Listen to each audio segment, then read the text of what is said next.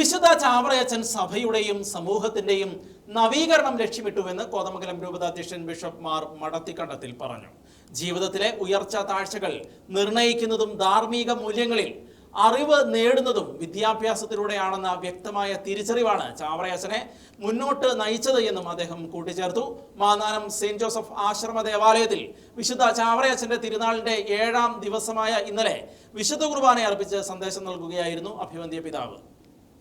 സഭയുടെയും സമൂഹത്തിന്റെയും നവീകരണം ലക്ഷ്യം വെച്ചായിരുന്നു വിശുദ്ധ ചാവറയച്ചന്റെ പ്രവർത്തനങ്ങളെന്ന് കോതമംഗലം രൂപതാധ്യക്ഷൻ മാർ ജോർജ് മടത്തിക്കണ്ടത്തിൽ പറഞ്ഞു.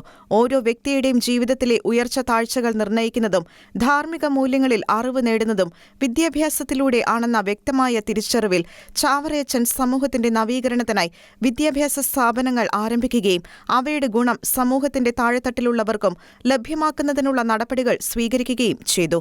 മാന്നാനം സെന്റ് ജോസഫ്സ് ആശ്രമ ദേവാലയത്തിൽ വിശുദ്ധ ചാവറയച്ചന്റെ തിരുനാളിന്റെ 7ാം ദിവസത്തിൽ വിശുദ്ധ കുർബാന അർപ്പിച്ച് സന്ദേശം നൽകുകയായിരുന്നു അഭിവന്യ പിതാവ്.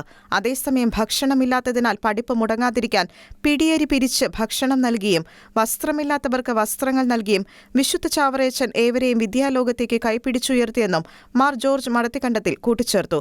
വൈകുന്നേരം father Aneesh Pulickal OFM Capuchin പരിശുദ്ധ കുർബാന, മധ്യസ്ഥ പ്രാർത്ഥന എന്നീ തിരുക്കർമ്മങ്ങളിൽ കാർമ്മികത്വം വഹിച്ചു. Shekinah News, Kottayam.